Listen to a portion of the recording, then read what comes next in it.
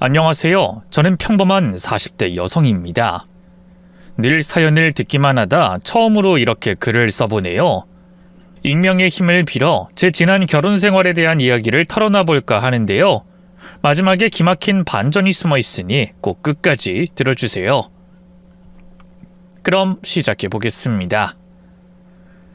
요즘은 한부모 가정이라고 부른다는데 옛날엔 편부모 가정이라고 했죠. 은근 제 주변에 많았던 것 같은데 저 역시 어릴 때 아버지를 사고로 여의고 엄마와 단둘이 살았어요. 엄마는 작은 식당 일을 하며 온종일 바쁘셨지만 그래도 제가 부족함을 느끼지 않게 하려고 애쓰셨죠. 그래서 저는 초등학교 때부터 메이커 운동화를 신고요. 머리핀이나 겉옷 같은 것도 친구들이 부러워하는 걸로 많이 가졌던 것 같아요. 하지만 그렇다고 해서 제가 행복했던 건 아니었어요. 엄마는 제가 손을 내밀면 늘 용돈을 쥐어주셨지만 제 곁에 계셔주시진 못했으니까요. 더군다나 내성적이었던 저는 학교에서도 친구들과 잘 섞이지 못했어요. 일찌감치 하교에 집에서 홀로 엄마를 기다리며 시간을 보내곤 했죠. 그때 그 사무치는 고독감이란 아마 겪어보지 못한 분들은 모르실 거예요. 그런 환경 탓인지 저는 어릴 때부터 의지할 수 있는 누군가가 간절했습니다. 그래서 결혼도 또래보다 빨리 한 편인데요. 20대 초반, 대학교를 졸업하고 작은 회사에 취직했을 때였어요. 어느 정도 회사 생활에 적응했을 무렵 저를 좋게 본 직장 상사분이 소개팅을 주선해 주셨죠. 공무원이라 밥줄 끈 게 걱정도 없고 요즘 보기 드물게 아주 착실하고 성실한 남자거든. 미선 씨랑 잘 어울릴 것 같은데 한번 만나봐. 그 전까지 남자 손 한번 잡아본 적 없었기에 참 부담스러웠는데요. 상사분이 너무 강하게 만나보라 하시니까 거절하기도 좀 그렇더라고요. 그래서 일단 가서 인사만 나누고 얼른 일어나야겠다 했죠. 그래도 첫 소개팅이었기에 나름 공들여 화장하고요. 모처럼 만에 새로 산 예쁜 원피스도 입고 나갔는데요. 웬걸 소개팅에 나온 상대가 생각보다 너무 별로더라고요. 저랑 엇비슷한 키에 좁은 어깨, 허여멀건한 얼굴까지 남성성이라고는 조금도 찾아볼 수 없는 외모였네요. 그냥 아직 연애 생각 없다고 얘기한 다음 바로 일어나야겠다. 그렇게 결심하면서 인사를 나눴는데요. 그때만 해도 꿈에도 몰랐어요. 제가 이 남자에게 속수무책으로 반하게 될 줄은 말이죠. 우선 대화를 시작하자마자 깜짝 놀랄 수밖에 없었어요. 외모에서 느껴졌던 그 흐릿함과는 달리 그의 목소리는 너무도 낮고 부드러웠거든요. 또 대화하는 동안 그가 얼마나 따뜻하고 성실한 사람인지 느낄 수 있었죠. 그는 지방직 공무원이었는데요. 민원인들과 직접 대면하는 경우가 많은 자리라 힘들 법도 한데 진심으로 그 사람들의 입장을 이해하려 하더군요. 가끔 억지 부리는 분들도 계시긴 한데요. 사실 따지고 보면 다들 저마다의 사정이 있으니까요. 제가 조금 더 참아드리면 서로 기분 나쁜 일 없이 넘어갈 수 있더라고요. 저도 회사 일 때문에 가끔 고객님들 항의 전화를 받거든요. 그래서 그렇게 생각하기 쉽지 않다는 걸 아는데 대단하시네요. 대단하긴요. 미선 씨가 그렇게 띄워주시니까 괜히 쑥스러운데요. 수줍게 웃는 그의 모습이 첫인상과 달리 왠지 귀여워 보였어요. 그렇게 저희의 첫 만남은 생각보다 훨씬 길어졌습니다. 애초에 인사만 나누고 바로 자리를 뜨려던 계획은 어느새 사라져버렸고요. 저는 그 남자와 늦은 저녁까지 서로의 이야기를 주고받으며 시간을 보냈죠. 평소 말수가 적었던 제가 이 사람 앞에선 유난히 말이 많아졌고요. 시간이 어떻게 흘러갔는지도 모르겠더라고요. 그날 밤 방에 누워서도 그 사람의 목소리가 계속 맴돌았어요. 참 신기하네. 사람 외모만 보고 판단하면 안 되는 건가? 생각하며 괜시리 잠을 설쳤네요. 며칠 뒤에 그 사람이 먼저 연락해 다시 한번 만나보자고 했고요. 저는 망설임 없이 승낙했죠. 남자친구와의 만남은 늘 편안했어요. 그는 다른 사람들처럼 저를 치장된 말로 치켜 세우지 않았고 늘 제 이야기에 귀를 기울여 줬죠. 특히 엄마와 단둘이 살아온 제 이야기를 들을 땐 한참 동안 말없이 듣고만 있더군요. 그리고 한참 후 이렇게 말했죠. 미선 씨 많이 외로웠겠어요. 앞으로는 혼자 있기 싫을 때마다 나한테 연락해요. 언제든 달려나갈 테니까. 알겠죠? 그 말 한마디에 갑자기 눈물이 핑 돌았어요. 제가 어린 시절부터 그토록 듣고 싶었던 한마디를 그가 단번에 건네줬기 때문이 아닐까 싶어요. 시간이 흐를수록 저는 점점 남자친구에게 의지하게 됐어요. 남자친구는 저를 웃게 만들었고 따뜻하게 안아줬고 행복한 미래를 꿈꿀 수 있게 해줬어요. 저에게 처음으로 안정감이라는 걸 느끼게 해준 사람이었죠. 어머니도 남자친구와 몇 번 얼굴을 보더니 그러더군요. 사람 참 반듯하고 진중하더라. 네가 잘 골랐어. 그래? 엄마가 봐도 괜찮은 사람 같아? 그래. 처음엔 너무 나이도 많고 박색이라 좀 그랬는데 뭐 생각해보면 남자 얼굴 뜯어먹고 살 것도 아니고 그런 게 뭐가 중요하니? 얼굴값 하는 잘생긴 놈들보다 훨씬 낫지. 엄마의 인정까지 받고 나니 정말 그 사람을 놓치고 싶지 않았어요. 그런 제 마음을 안 것처럼 몇 달 뒤 남자친구가 그토록 바라던 청혼을 했죠. 평소처럼 카페에서 마주 앉아 커피를 마시던 중 남자친구가 갑자기 작은 상자를 꺼내더군요. 열어보니 반지였어요. 미선아, 난 평생 너랑 함께하고 싶은데 나랑 결혼해 줄래? 생각지도 못했던 일이라 순간 놀라서 아무 말도 못했어요. 그러자 남자친구가 초조한 듯 말을 덧붙였죠. 내가 부족한 거 알아. 근데 평생 널 웃게 해줄 자신은 있어. 평생 너 하나만 보고 살 자신도 있고. 절대 외롭지 않게 해줄게. 그 말에 눈물이 팽 돌았어요. 저는 울면서 고개를 끄덕였죠. 응, 나도 오빠랑 살면 외롭지 않을 것 같아. 우리 결혼하자. 그렇게 저는 20대 중반에 결혼식을 올렸어요. 화려하진 않아도 가족들과 지인들의 축복 속에서 치러진 참 따뜻한 결혼식이었죠.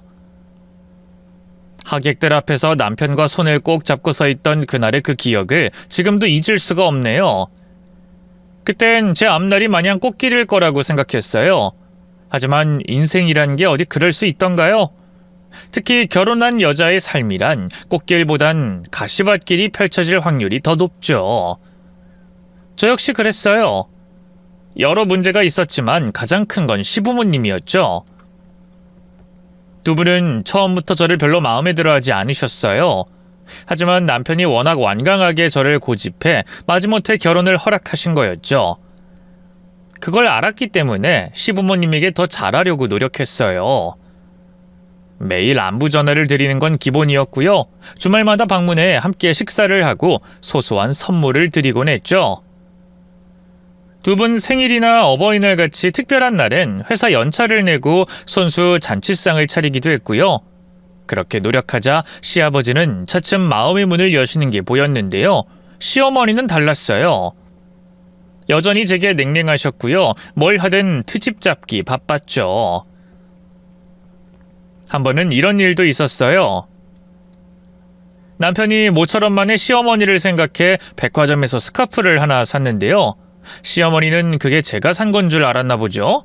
보자마자 눈살을 찌푸리더군요. 아니 넌 이런 걸 선물이라고 사온 거냐? 무늬가 이게 뭐야? 촌스럽고 천박하게. 아 그게 보나마나 거기서 제일 싼 걸로 집어왔겠지? 안 그러냐? 쏘아붙이는 시어머니 앞에서 제가 아무 말도 못하자 옆에 있던 남편이 나섰어요. 어머니 그거 제가 고른 거예요. 직원 추천받아서 산 건데 마음에 안 드시나 보네. 그러자 시어머니의 얼굴이 당혹감으로 물들었어요. 아 그래? 네가 고른 거야? 아니 미선이 넌 영재가 고른 거면 그렇다고 말을 해야지 왜 가만히 있어? 사람 바보 만드는 것도 아니고.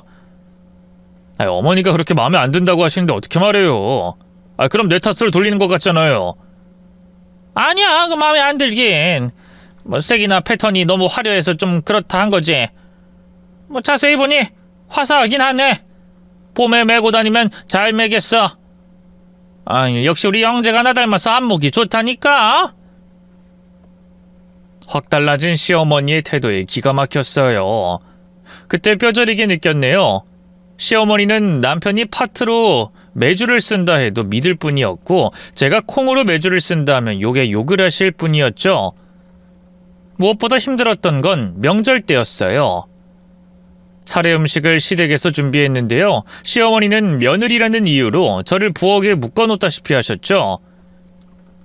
네가 이 집안 여자들 중에 제일 어리니까 바지런히 움직여야지. 어른들 앞에서 며느리가 뒷짐지고 있으면 사람들이 뭐라 하겠니? 얼른 탕부터 끓이고 전도 부치렴. 나물은 시장에서 사다 놓은 거 있으니까 이따 손질하고. 네, 어머님. 근데 저 혼자 시간 안에 다 끝내기는 힘들 것 같은데. 누가 너 혼자 하래? 벌써부터 우는 소리는. 나도 옆에서 다 거들 거니까 걱정 말어. 하지만 말과는 달리 시어머니는 주방 한 구석에 앉아 입만 놀렸어요. 예, 저 고기 타겠다. 얼른 불 줄여. 아이, 전도 색이 그게 뭐야? 좀 더 노릇하게 붙여야지. 손은 꼼짝도 안 하면서 잔소리만 해대니 어찌나 얄밉던지요. 그뿐인가요? 시어머니는 다른 친척 어르신들이 한자리에 모인 자리에서도 제 흉을 보기 바빴어요. 아유, 며느리가 손이 어찌나 느린지 보고 있으면 속 터져 죽겠어. 아이, 그냥 내가 하는 게 낫다니까. 아유, 그래? 보기엔 바지런해 보이는데 어른들한테도 잘하는 것 같고. 아이고, 다른 사람들 앞에서야 그렇지 나랑 있을 땐 또 다르다니까. 묘하게 꾀를 부리는 것 같기도 하고. 오늘만 해도 그래. 일부러 그러나 싶을 정도로 음식을 형편없이 하더라고. 이래서 가정교육이 중요한 건데. 알지? 우리 며느리의 편부모 가정인 거. 다른 건 몰라도 제 가정사를 두고 그렇게 말씀하시는 건 너무 큰 상처였어요. 이 드라마 속에서나 보던 고된 시집살이를 제가 겪을 줄은 꿈에도 몰랐기에 더 힘들었던 것 같네요. 설상가상 그쯤에 엄마가 갑작스럽게 사고로 돌아가셨어요. 엄마가 그렇게 황망하게 제 곁을 떠날 줄은 꿈에도 몰랐기에 얼마나 괴로웠는지 몰라요. 장례를 치르고도 한동안 정신을 차리지 못했죠. 어리석은 생각이지만 엄마를 따라가고 싶다는 마음까지도 먹었었네요. 하지만 그럴 순 없는 거잖아요. 그럼 안 되는 거잖아요. 산 사람은 살아야 하니 저도 조금씩 일상을 살아가려고 노력했어요. 그러자 잠시 끊겼던 시어머니의 시집살이도 언제 그랬냐는 듯 다시 시작되더군요. 친정엄마 장례를 치르고 반년쯤 됐을 때였을 거예요. 한 번은 시어머니가 저희 집에 다짜고짜 쳐들어와서는 화를 내시더라고요. 예, 넌 언제까지 네 엄마 죽었다고 그렇게 죽상을 하고 있을 거야? 우리 형제가 요즘 얼마나 네 눈치를 보고 사는 줄 알아? 어머니, 갑자기 와서 왜 또 그러세요? 그러지 마세요. 내가 뭘? 참다 한마디 하는 건데. 원래 며느리는 시댁 식구 먼저 챙겨야 하는 법이야. 네 엄마 돌아가신 건 참 안 됐지만 이젠 정신 차리고 우리 식구들 생각도 해야지. 어른이 그렇게 가셨으면 그만큼 복이 집으로 들어오려나 보다 좋게 여겨. 그 말을 듣고 있자니 제 손이 덜덜 떨렸어요. 어머님은 정말 날 가족으로 생각하지 않는구나. 엄마 상 치른 지 얼마나 됐다고. 생판 남한테도 이러진 않을 텐데. 바보같이 아무 말도 못한 채 눈물만 글썽이자 남편이 황급히 시어머니를 내쫓았어요. 어머니, 오늘은 이만 돌아가세요. 이 사람 안 그래도 힘든데 괜히 더 힘들게 하지 마시라고요. 아니, 얘는 대체 내가 뭘 어쨌다고 그래?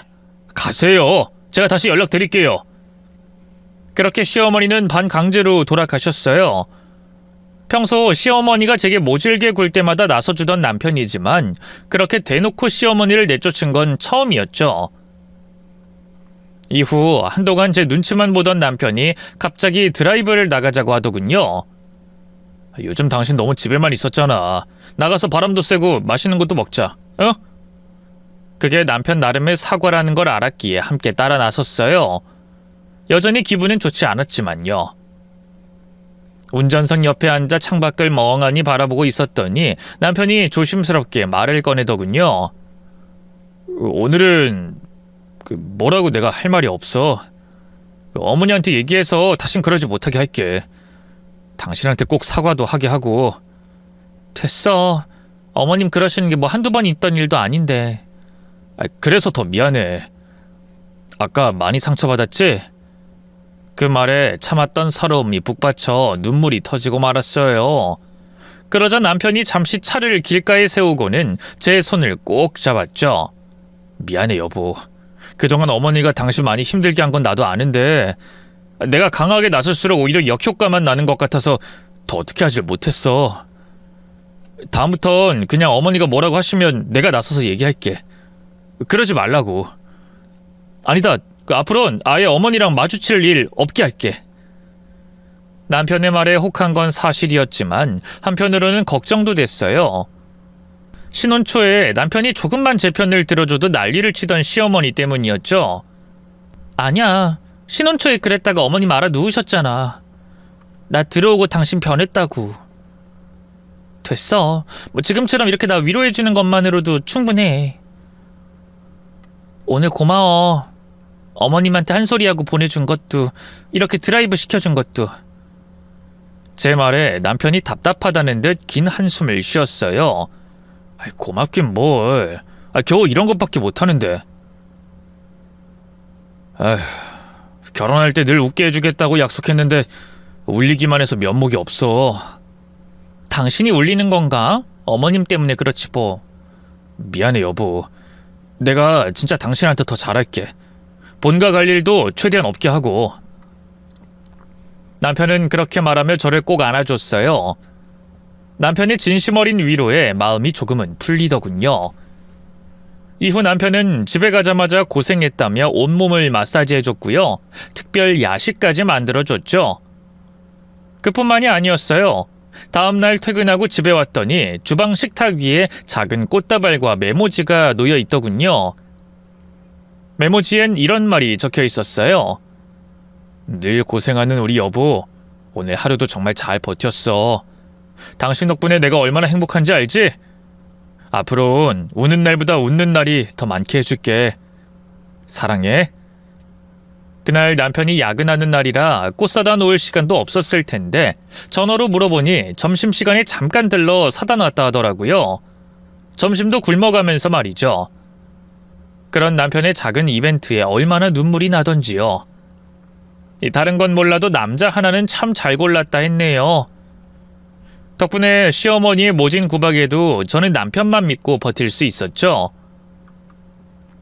그렇게 시댁에서의 불편한 관계와 남편의 따뜻한 사랑이 교차하던 어느 날이었어요.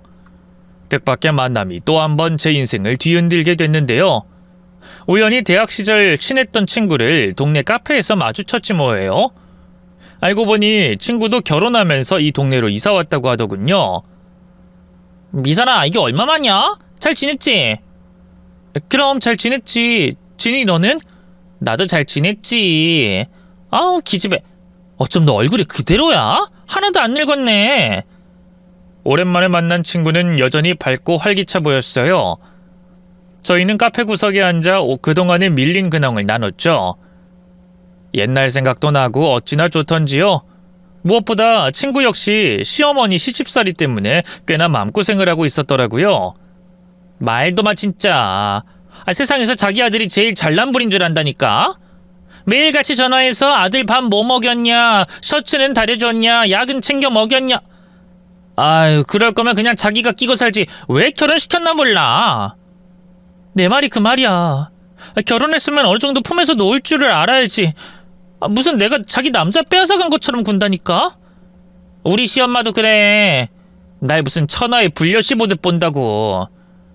우리 엄마는 내가 이렇게 당하고 사는 거 알면 속상해서 피눈물 흘릴걸. 그래서 털어놓지도 못해. 미선이 너도 그렇겠다. 어머님 돌아가시고 많이 힘들지? 그렇지 뭐. 그나마 남편이 잘해주긴 하는데 어쨌든 남편한텐 자기 낳아준 엄마니까 뭐라고 심하게 욕도 못하겠더라고. 그럼 앞으로 우리 서로한테 털어놓자. 시댁 한정 대나무 숲이 되어주는 거야. 어때? 나야 좋지.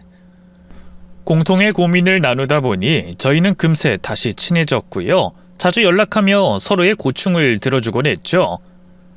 친구는 저와 달리 씩씩한 성격이라 가끔은 저를 대신해 답답한 속을 시원하게 풀어주기도 했어요. 야, 시어머니가 그렇게 말하면 네가 한마디 해. 왜 맨날 아무 말도 못하냐? 네가 잘못한 게 뭐 있다고.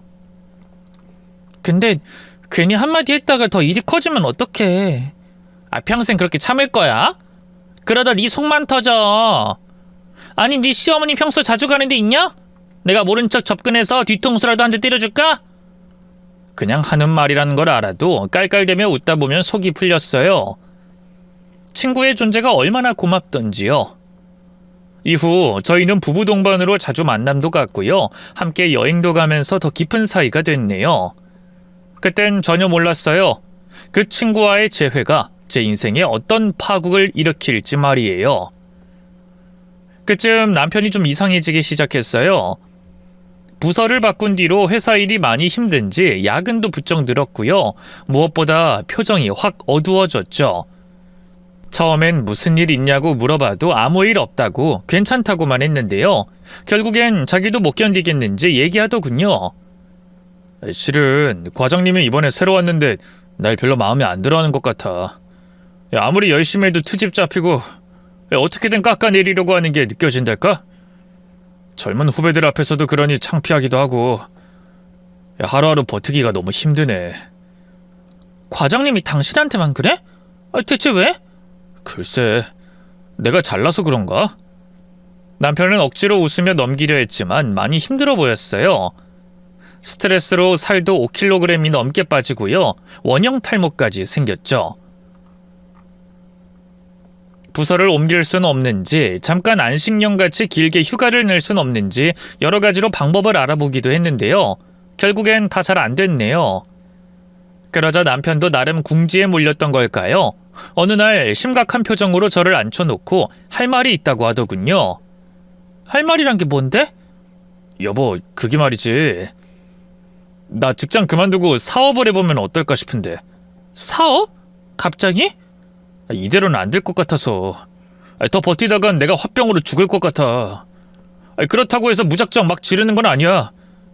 당신 내 친구 병철이 알지? 그 자식이 몇 년 전에 회사 그만두고 외식 사업을 시작했는데 그게 엄청 잘 됐거든.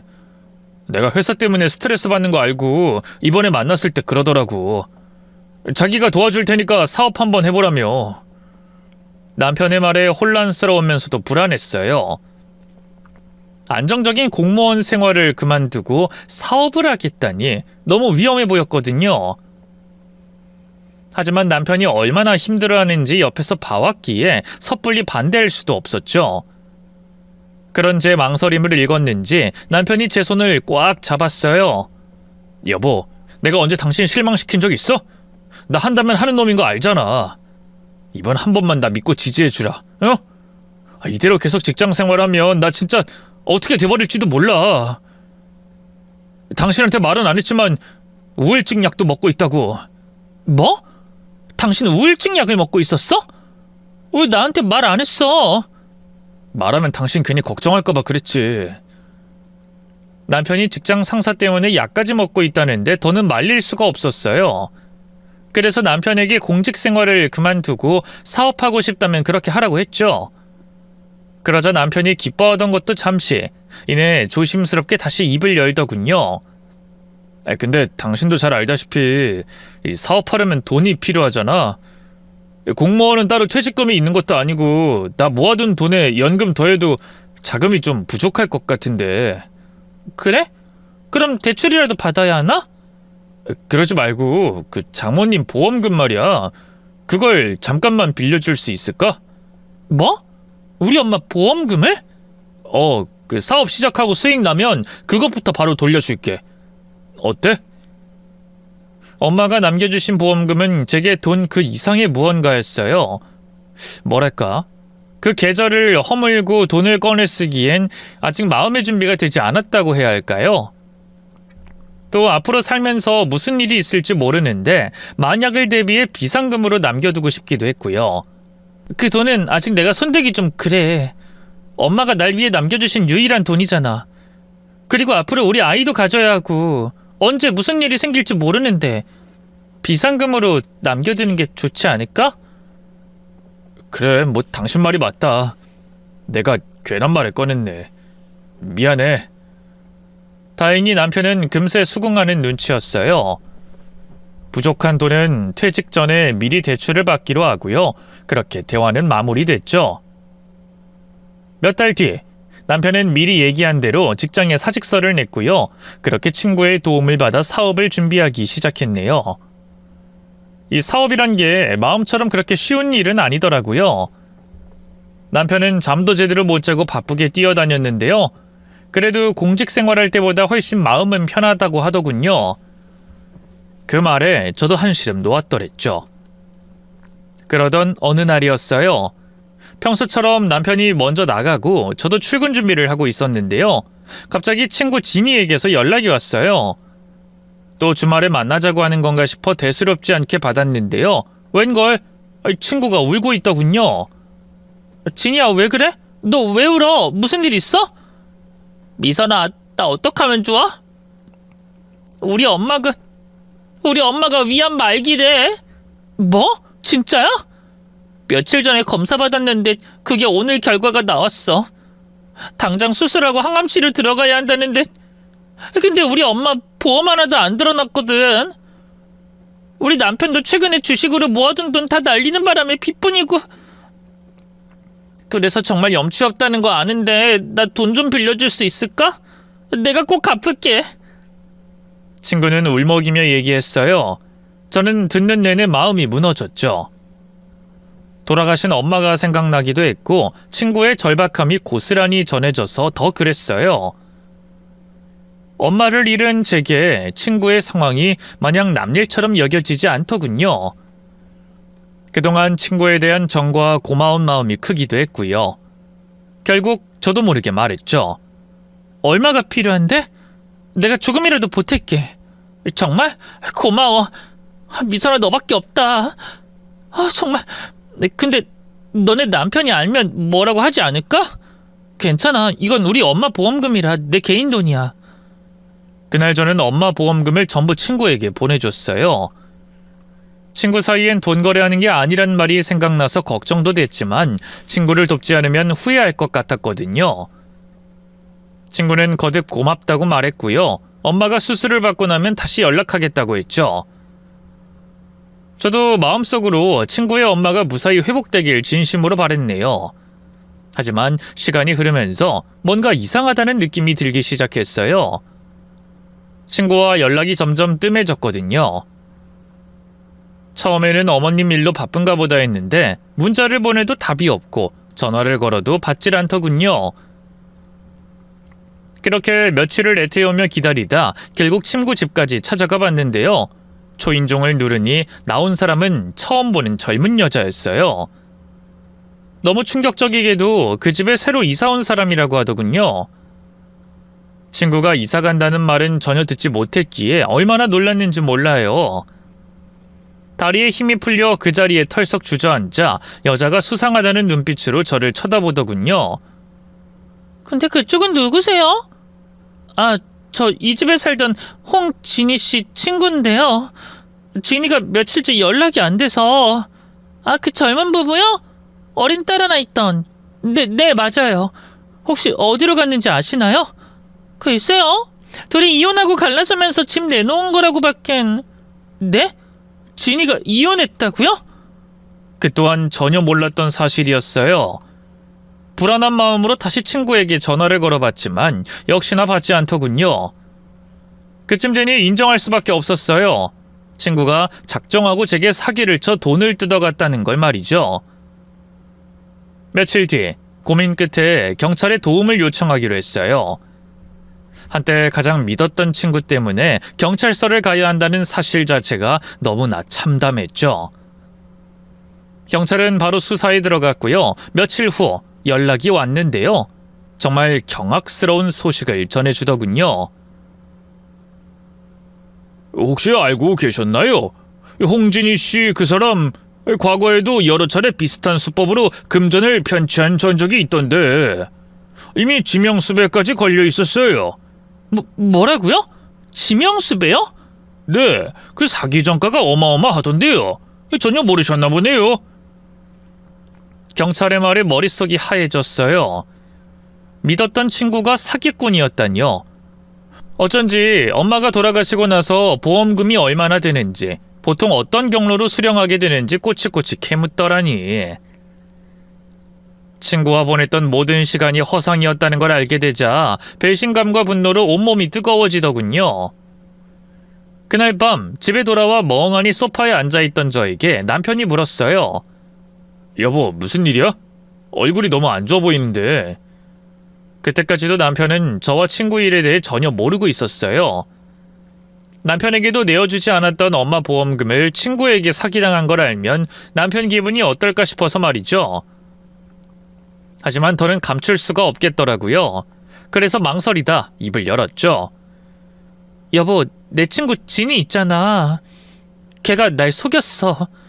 자기 엄마가 암이라고 당장 수술비가 필요하다고 그래서 돈을 빌려줬는데 돈 받은 이유로 잠수를 타버렸거든. 그래서 경찰에도 신고했는데 경찰 말로는 지명수배까지 걸린 사기꾼이래. 나한테도 의도적으로 접근했던 거야. 뭐? 그게 진짜야? 그 남편하고도 이혼하고 이사까지 갔더라고. 못 잡으면 어떡하지? 난 정말 바보 같아. 그 돈이 어떤 돈인데? 저는 자책감에 흐느껴 울기 시작했어요. 그러자 남편이 조심스럽게 제 옆에 앉아 등을 쓸어주더군요. 너무 자책하지 마. 당신이 나쁜 일을 한 건 아니잖아. 친구를 위하는 마음에 순수하게 도우려고 했던 건데 그 친구가 나빴던 거지. 당신 잘못은 없어. 그치만 그 돈이 어떤 돈인데? 이미 엎질러진 물이잖아. 그 친구를 잡아서 돌려받으면 좋지만 그렇게 안 된다고 하더라도 너무 집착하지 마. 하늘에 계신 장모님도 당신이 그 돈은 잊고 편해지길 바라실 거야. 남편의 위로에 눈물이 더욱더 미친 듯이 터져나왔어요. 인생 공부 한번 참 비싸게 하는구나 싶었네요. 더 끔찍했던 건 이 일이 시어머니 귀에도 들어갔다는 사실이었어요. 남편이 시댁에 갔다가 무심코 흘린 말이 원인이었죠. 시어머니는 불같이 화를 내셨네요. 아니, 세상 똑똑한 척은 혼자 다 하더니만 완전 헛똑똑이었네. 그 돈을 영재 사업하는데 보태주진 못할 망정 친구한테 홀랑 사기당하다니 너무 멍청한 거 아니니? 죄송해요, 어머님. 정말 믿었던 친구였는데. 믿었던 친구는 무슨... 애초에 사기칠 마음에 작정하고 접근했던 것 같은데. 아이고, 돈 아까워. 그걸 우리 영재한테 줬어 봐. 우리 영재가 지금처럼 이렇게 사업 일으킨다고 고생하고 있겠어? 시어머니는 그렇게 끝까지 저를 몰아세우셨고요. 그 일을 빌미로 더욱더 저를 괴롭히기 시작했어요. 무엇보다 곤욕스러웠던 건 친척들이며 이웃들에게도 제가 사기당한 걸 다 소문냈다는 거였죠.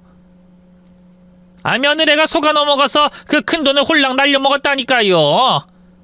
우리 영재는 그것 때문에 발목 잡혀서 사업도 영 지지부진하고. 에휴, 진짜 요즘 내 속이 아니에요. 듣다 못한 아들이 그만하라며 말려보기도 했는데요. 그럴 때마다 시어머니는 더욱더 보란듯이 저를 비난하셨어요. 내가 뭘? 누군가 약이 되는 쓴소리도 해줘야지. 그게 쓴소리예요? 그냥 비난하는 거잖아요. 쟨 그런 비난 좀 듣고 정신 차려야 돼. 저는 매번 침묵으로 일관했지만 속으론 매일 분노와 서러움이 치밀어 올랐어요. 남편이 중간에서 제 편을 들어주긴 했지만 사업 때문에 워낙 바빴으니까요. 그쯤엔 제 곁에 없을 때가 더 많았죠. 그럼 시어머니는 더욱더 노골적으로 저를 괴롭혔어요. 자연스레 시어머니와 제 갈등의 골은 나날이 깊어지기만 했습니다. 그러던 중 시아버지가 병원으로 돌아가셨어요. 갑자기 혼자 살게 된 시어머니는 부쩍 외로워하셨고요. 은근슬쩍 합가를 바라기 시작하셨죠. 영재야, 나도 이제 늙었나 보다. 혼자 지내는 게 영 힘에 부치는구나. 네 애비 그렇게 가고 나니 집도 텅 빈 것 같고 무서운 생각도 자꾸 들고. 당연히 그러시겠죠. 제가 자주 찾아뵐게요. 자주 찾아오는 것도 좋지만 아예 내가 너네 집으로 거처를 옮기는 건 어떠냐? 시어머니의 직접적인 제안에 남편은 고민하는 것 같았어요. 그러면서 조심스럽게 제 의견을 묻더군요. 물론 전 단호하게 반대했죠. 어머님을 모시고 산다고? 난 절대 못해. 절대 못하는 게 어딨어, 여보. 어머니, 아버지 그렇게 가시고 부쩍 외로워하시잖아. 이제 연세도 있으시고 우리가 모시는 게 맞는 것 같아. 모시는 게 맞다니? 그동안 어머님이 나한테 어떻게 했는데? 당신이 어머니 때문에 마음고생 많이 한 건 알아. 근데 그래도 내 하나뿐인 어머니인데 이대로 나 몰라라 할 거야? 나 몰라라 하라는 게 아니라 따로 계시면서 우리가 더 잘 챙기면 되잖아. 같이 살면 어머님이 나를 더 힘들게 하실 거 뻔하지 않아? 안 그러실 수도 있지. 당신은 어쩜 그렇게 당신 생각만 해? 그때 남편이 처음으로 제게 화를 냈어요. 격양된 목소리로 저를 비난하더군요. 나 처음 사업 시작할 때 당신 결국 끝까지 장모님 보험금 안 보태줬지? 그때 솔직히 많이 서운했어. 근데 당신 힘든 거 아니까 내색 안고 그냥 아무 말 안 했단 말이야. 그 사기꾼 친구한테 돈 홀라당 다 뜯겼을 때도 그냥 넘어갔고. 그럼 이번엔 당신이 나 좀 이해해주면 안 돼? 양보 좀 해주면 안 되는 거냐고. 갑자기 그 얘기가 왜 나와? 당신 그런 식으로 다 꽁하게 담아두고 있었던 거야? 담아두고 있던 게 아니라 왜 당신만 날 다 이해하고 희생한 것처럼 말해? 내가 어머님 아버님한테 한 건 생각 안 하냐고? 제 아물지 않은 상처를 다시 끄집어내는 남편이 너무 미웠어요. 그래서 남편과 싸우다 말고 방으로 들어와 문을 걸어 잠갔죠. 남편 역시 그날은 거실에서 잠을 청했고요. 이후 저희 부부는 한동안 냉랭한 분위기 속에서 지냈습니다. 그러던 어느 날이었어요. 그날은 남편이 거래처와의 출장으로 집을 비운 날이었는데요. 저는 오랜만에 혼자 여유를 즐기며 일찍 잠자리에 들 준비를 하고 있었죠. 그런데 한밤중 갑자기 시어머니에게 전화가 걸려왔어요. 예, 너 집이니? 밖에서 누가 계속 문을 두드리는데 무서워 죽겠다. 네? 누가 문을 두드려요? 그건 내가 알아. 너 지금 바로 올 수 있지? 와서 확인 좀 해보거라. 솔직히 당장 내일도 출근해야 하는데 너무 귀찮았어요. 취객이나 이웃이 착각하고 그런 걸 수도 있는데 시어머니가 너무 예민하다고 느껴졌죠. 시어머니가 애초에 저한테 잘해주시는 분이었다면 그런 식으로 야멸차게 생각하지도 않았겠지만요. 어쨌든 일단 가봐야겠다는 생각에 몸을 일으키긴 했어요. 남편은 출장 중이라 시어머니를 챙길 사람은 저밖에 없었으니까요. 어머님, 금방 갈게요. 집 안에서 문 꼭 잠그고 계세요. 급히 택시를 잡아 시어머니 댁으로 향했어요. 도로는 한산했고 밤 공기는 쓸쓸할 정도로 차가웠죠. 그런데 시댁에 거의 다 와갈 무렵 낯익은 차 한 대가 눈에 들어왔어요. 흰색 SUV. 다름 아닌 남편의 차였죠. 똑같은 차종인가 했지만 번호판까지 똑같았네요. 이상하다. 남편은 지방 출장 중인데 차가 왜 여기 있지? 직감적으로 쎄한 느낌이 들었어요. 저는 다급하게 택시 기사님에게 소리쳤죠. 기사님, 저 흰색 차 쫓아가 주세요. 뭐요? 아니 갑자기 왜 앞차를 따라가래요? 저희 남편 차인 것 같은데 아무래도 수상해서요. 돈은 얼마든지 더 드릴게요. 제 약속에 기사님이 군말 없이 엑셀을 밟았어요. 그리고 솜씨 좋게 남편의 차를 바짝 뒤쫓기 시작했죠. 바로 뒤에 붙게 되자 운전석에 있는 남편의 익숙한 뒤통수가 보이더군요. 바로 옆 조수석엔 아니나 다를까 긴 생머리의 여자 한 명이 타고 있었죠. 처음에는 모르는 여자라고 생각했는데요. 점점 가까워질수록 느껴지는 익숙한 기시감에 심장이 터질 것 같은 충격에 휩싸였습니다. 조수석에 앉은 여자는 다름 아닌 진희, 제 돈을 떼먹고 도망갔던 친구였어요. 그 사실을 알고 나자 머리를 뒤통수로 한 대 얻어맞은 것처럼 정신이 멍해졌네요. 제가 왜 남편 차에 타고 있는 거지? 남편이 나 모르게 진이를 잡은 건가? 그래서 돈 돌려달라고 설득하려고? 아님 진이가 먼저 죄책감에 돈을 돌려주겠다고 했나? 나한테 미안해서 연락 못하고 대신 남편한테? 머릿속에 별의별 생각이 다 떠오르다 흩어졌어요. 어쨌든 남편이 저를 배신한 건 아니라는 생각에 안도하려던 찰나 눈앞에서 펼쳐지는 두 사람의 행동이 점점 심상치 않아졌습니다. 친구가 남편 입에 귤인지 과자인지를 넣어주고 깨르르 웃더니 갑자기 서로 고개를 기울여 입을 맞추는 게 아니겠어요? 아니, 더러운 사이라고밖에 볼 수 없는 진한 입맞춤이었죠. 이게 대체 뭐야? 무슨 일이 벌어지고 있는 거지? 온몸이 굳어버린 채 택시 안에서 그 광경을 지켜보는 동안 모든 퍼즐이 맞춰졌어요. 두 사람이 언제부터 바람을 피웠는진 모르겠지만 한 가지는 확실했어요. 그건 바로 남편과 친구가 처음부터 짜고 저를 속였다는 거였죠.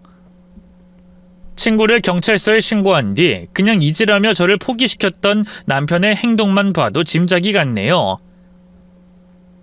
충격에 빠져있던 저는 배신감과 분노로 뒤늦게 정신을 차렸고요.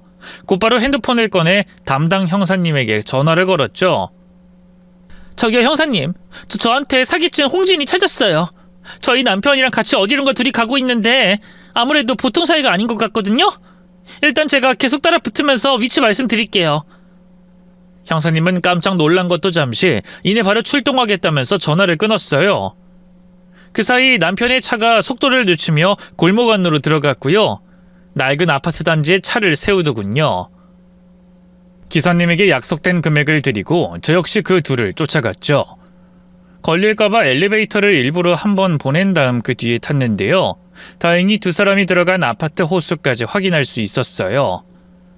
문은 이미 굳게 닫힌 뒤였지만 오래된 복도식 아파트라 현관문 바로 옆에 작은 창문이 있었죠. 살짝 열린 창문 틈새로 조심스럽게 안을 살펴봤는데요. 두 년놈이 사온 음식을 펼쳐놓고 먹으면서 대화를 나누고 있더군요. 자기 출장 간다고 했을 때 걔 반응 어땠어? 눈치챈 것 같진 않아? 친구의 질문에 남편이 코웃음을 쳤어요. 아이, 눈치채긴 뭘 채. 걔 완전 문외하라니까. 아무 생각도 없어. 그럼 다행이고. 나 이번에 잡혀 들어가면 진짜 징역 산단 말이야. 너 무서워. 아이고, 이렇게 담이 작은 분이 그동안 사기는 어떻게 쳤을까? 내가 그 여편이한테 너 전과 있는 사기꾼이란 말 듣고 얼마나 놀랐는 줄 알아? 왜 나한테 진작에 말 안 했어? 그런 걸 뭐하러 말해? 자기가 괜히 색안경 끼고 다 볼 수도 있는데. 그럴 리가 있어? 내가 자기를 얼마나 사랑하는데. 오죽하면 임자 있는 여자 꼬셔서 이혼까지 시켰겠어? 맞아. 나 자기한테 넘어가서 홀랑 이혼까지 했잖아. 그뿐이야? 혼신의 연기를 펼쳐서 그 멍청한 년이 손에 꽁꽁 쥐고 있던 돈도 다 뺏어서 자기 줬잖아. 이런 연료가 어딨어? 없지, 없어. 내가 이번 사업만 대박 나봐. 그 여편네랑 이혼은 당연하고 자기 세상에서 제일 호화스러운 여왕처럼 살게 해줄게. 나도 당신 왕처럼 대접해줄게. 어머님한테도 정말 잘할 거고. 어머님은 아직 내 존재 모르시지? 아직 얘기 못했는데 분명 좋아하실 거야. 안 그래도 그 여편네 맘에 안 들어 하거든. 자기는 훨씬 예쁘고 똑부러지는데 당연히 좋아하시지. 너 자기는 우리 엄마도 모시고 살겠다며. 그럼 당연하지. 난 정말 친정엄마처럼 잘 모실 자신 있어. 당신 닮은 떡두꺼비 같은 아들도 낳아줄 거고. 그냥 그거 분명히 자궁에 문제 있는 게 분명해. 짐승만도 못한 두 년놈의 대화를 듣는데 몸이 덜덜 떨렸어요. 알고 보니 부부 동반으로 자주 만날 때부터 두 년놈은 이미 눈이 맞은 상태였고요. 제가 남편에게 사업 자금을 못 주겠다고 하자 친구가 나서서 작정하고 사기를 친 거였더군요. 무엇보다 상처였던 건 남편과 친구가 제가 애를 못 갖는 걸 비웃으며 낄낄거린 거였어요. 사실 그동안 아이가 안 생기는 것 때문에 여러모로 스트레스가 많았는데요. 남편이 난임병원을 꺼려서 그저 자연 임신이 되기만을 바라고 있던 상황이었거든요. 문제가 저한테 있는지 남편한테 있는지조차 모르는 상황이었죠. 근데 그런 은밀한 부부의 이야기를 상간녀에게 다 털어놓고 심지어 웃음거리로 삼다니 남편에게 씻을 수 없는 배신감을 느꼈네요. 제가 충격으로 공황 상태에 빠져든 사이 식사를 마친 두 년놈이 진한 스킨십을 나누기 시작했어요. 그러면서도 제가 멍청하다는 둥, 성적 매력이 없다는 둥 온갖 험담을 하며 낄낄대더군요. 저는 이대로는 안 되겠다는 생각에 급하게 핸드폰을 꺼내 들었고요. 그들의 말과 행동을 전부 촬영하기 시작했죠. 그런데 바로 그때였어요. 갑자기 핸드폰 액정에 담당 형사님 이름이 뜨면서 요란한 벨소리가 울리기 시작했어요. 제가 핸드폰을 무음으로 돌려놓는 걸 깜빡했던 거예요. 안에서 진한 스킨십을 나누던 남편과 친구는 그 소리에 깜짝 놀라 비명을 질렀죠. 누구야? 밖에 누구 있어요? 잠깐, 미선이, 네가 여긴 어떻게? 창문께로 다가온 친구와 바로 눈이 마주쳤어요. 저는 손을 뻗어 친구의 뺨을 한 대 때려주고요. 그대로 몸을 돌려 도망치려고 했죠. 하지만 그보단 남편의 행동이 더 빨랐어요. 어느새 현관문 밖으로 나온 남편이 저를 막아섰죠. 두 눈엔 도끼가 흉흉했어요. 당신 대체 여기서 뭐라는 거야? 쥐새끼처럼 뭘 훔쳐봤냐고? 뭐가 그렇게 당당해? 내 친구랑 눈 맞아서 바람 피우고 그것도 모자라 그년 이용해 내 돈까지 뜯은 주제에 뭐가 그렇게 당당하냐고? 그러게 내가 달라고 했을 때 줬으면 좋았잖아. 남편이 공직생활 힘들어서 그만두고 사업 좀 하겠다는데 그깟 돈 몇 푼이 뭐라고 그걸 가지고 유세를 부려? 내가 언제 유세를 부렸다고 그래? 난 그냥 그게 우리 엄마가 나한테 남겨준 마지막 돈이니까. 가짜않게 핑계 대지 마. 그래놓고 진이한테 다 퍼준 주제. 퍼주긴 뭘 퍼줬다고 그래? 사기당한 거지. 당신 이거 엄연한 범죄야. 당신도 알지? 두고 봐. 내가 이대로 가만히 있을 것 같아? 당신이랑 전현이랑 둘 다 나란히 콩밥 먹게 할 거야. 그래? 할 수 있으면 어디 해보든가. 남편이 위협적으로 제 앞에 다가왔어요. 그리고는 그대로 제 팔을 들어쥐고 집 안으로 끌고 가려고 하더군요. 비쩍 마른 놈이 힘이 있겠어 했는데 지도 남자는 남자라고 악력이 제법 어마어마하더라고요. 그 힘에 저는 속수무책으로 끌려갔죠. 이거 너라고? 내가 미쳤어? 이대로 당신 보내면 경찰에 신고해서 일 키울 게 뻔한데? 이 미친놈이 진짜. 너 이거 안 나?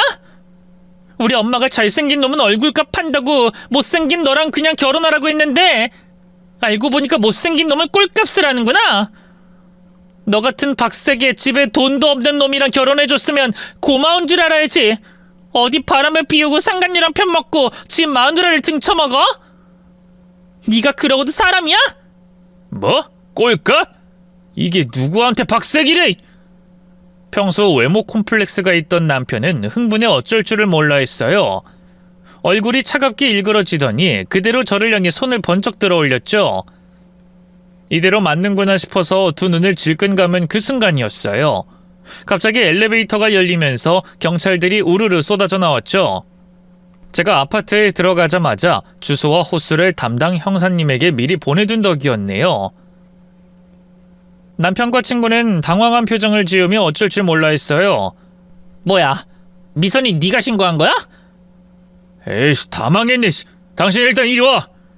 먼저 정신을 차린 남편이 절 붙잡고 문 안으로 끌고 들어가려 했어요. 아무래도 인질로 삼을 작정인 것 같았죠. 하지만 주변을 에워싸고 있던 경찰들이 곧바로 남편을 제압했고요. 남편은 그대로 강제로 바닥에 주저앉혀졌네요. 양손엔 수갑이 채워졌죠. 그러자 친구가 울음을 터뜨리며 다급히 말했어요. 전 아무것도 몰라요. 다 저 인간이 시킨 짓이라고요. 저한테 미선이 돈 뜯으라고 협박했어요. 진짜예요. 그러자 남편이 발끈하며 소리쳤어요. 야, 홍진이 어디서 그런 새빨간 거짓말을 해? 너 혼자 살겠다 이거야? 네가 먼저 다 꼬셨잖아. 사기쳐서 돈 뜯는 건 자신 있다며? 성공하면 이혼하고 너한테 와달랄 땐 언제고 이제 와서 딴소리야? 애초에 나 꼬신 것도 너잖아.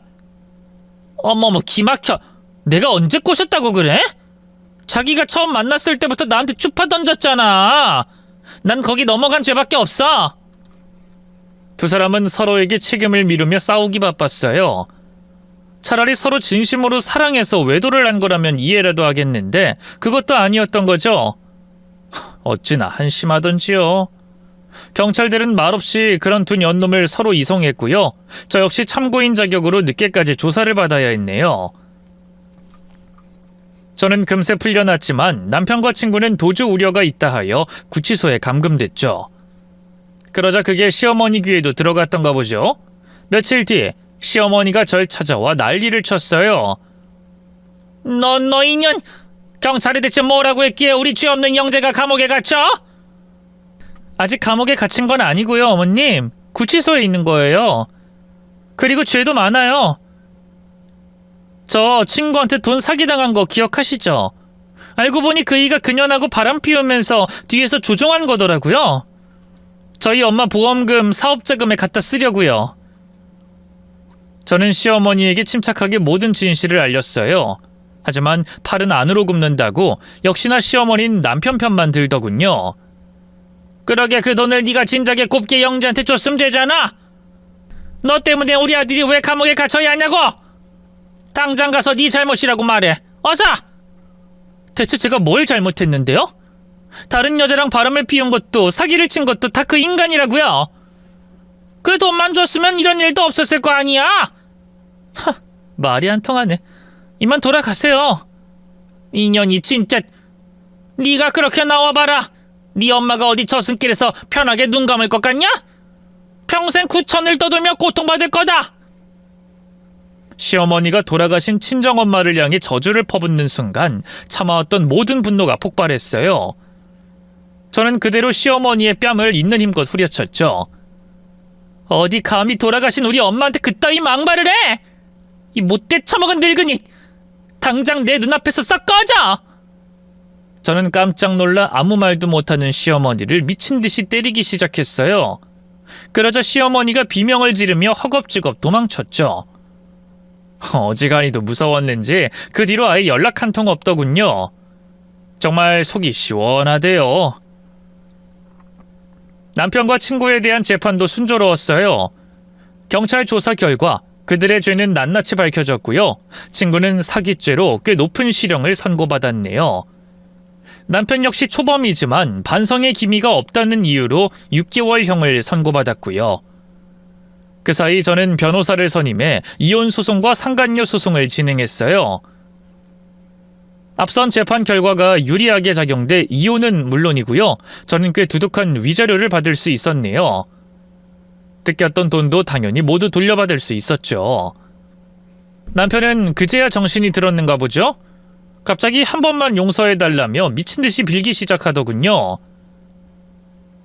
여보, 내가 말했다시피 다 진이...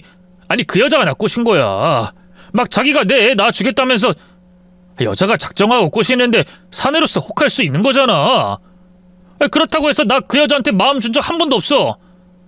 내가 사랑하는 건 늘 당신뿐이었다고. 지금 그걸 말이라고 해? 그렇게 붙어먹어 놓고 마음은 준 적이 없으니 괜찮다는 거야? 아니 괜찮다는 게 아니라 선처해 달라는 거지. 제발. 나 그동안 당신한테 좋은 남편이었잖아. 어? 좋은 남편 같은 소리 하네. 우리 엄마 보험금 등쳐먹으려고 상간녀까지 이용한 새끼가. 됐고 감옥에서 네 죗값이나 달게 받아. 출소하고 나서도 절대 나 찾아올 생각 말고. 알겠어? 저는 매달리는 남편을 뿌리치고 돌아섰어요. 그 뒤로 남편은 꾸준히 제게 편지를 보냈고요. 출소 후에도 미친 듯이 연락을 해댔는데요. 저는 단 한 번도 그 연락에 응하지 않았어요. 그러자 남편도 안 되겠다 싶었는지 어느 날 연락을 뚝 끊었죠. 그렇게 한동안 근황도 모른 채 살았는데요. 최근에 겹지인을 통해 우연찮게 그 년놈들이 어떻게 사는지 알게 됐어요. 친구는 여전히 감옥에 있고요. 남편은 출소했는데 사업도 다 말아먹고 빚만 잔뜩 지는 바람에 밑바닥 인생을 살고 있더군요. 그렇게 효자인 척 굴더니만 상황이 어려워지자 제일 먼저 시어머니부터 버렸더라고요. 시어머니는 판자촌에서 독거노인으로 혼자 쓸쓸하게 늙어가고 있더군요. 안타깝게 생각하진 않아요. 다 자업자득이니까요. 반면 저는 이혼 후 새 삶을 살고 있어요. 친구와 남편의 배신으로 한때 무너졌지만 이제는 누구보다도 단단한 사람이 됐죠. 두 년놈에게 받은 위자료와 친정엄마가 남겨주신 돈으로 작게나마 제 가게도 꾸려나가고 있답니다. 주변에선 한 살이라도 젊을 때 재혼하라고 말하지만 글쎄요. 지금 혼자인 이 삶이 너무 만족스러워서요. 뭐 당분간 연애나 결혼은 꿈도 안 꿀 것 같아요. 저 당분간은 이렇게 살아도 괜찮은 거겠죠? 긴 얘기 들어주셔서 고맙습니다. 모두 건강하세요.